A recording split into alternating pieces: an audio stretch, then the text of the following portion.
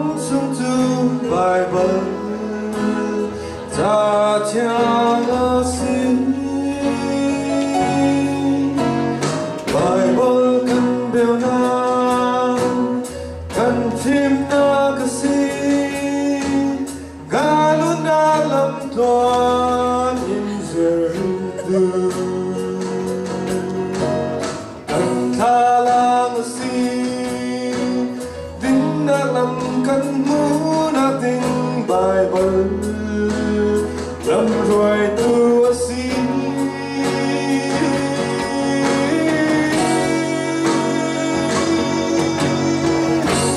và chân có xóa bài vở ta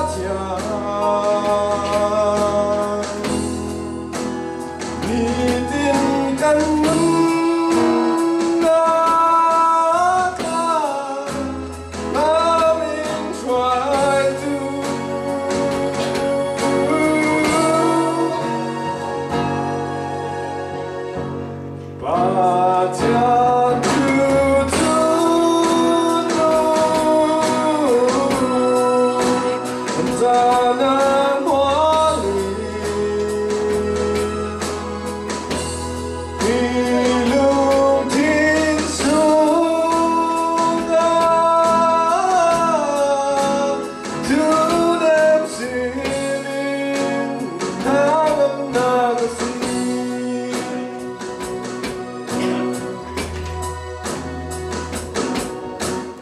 Bible kanta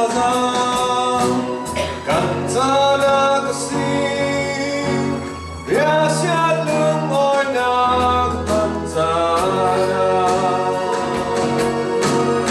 inem tu si kazatan kan Bible kanang amna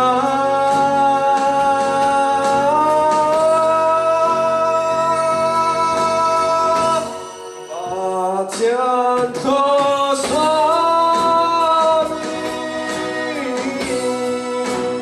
bài vở ta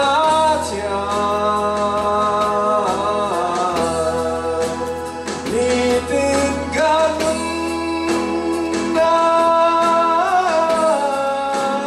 love in try to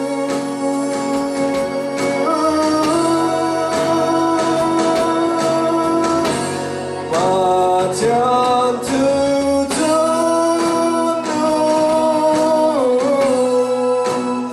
đa năng hoa lì vì lương thiên sung nam in mù tu cần na na si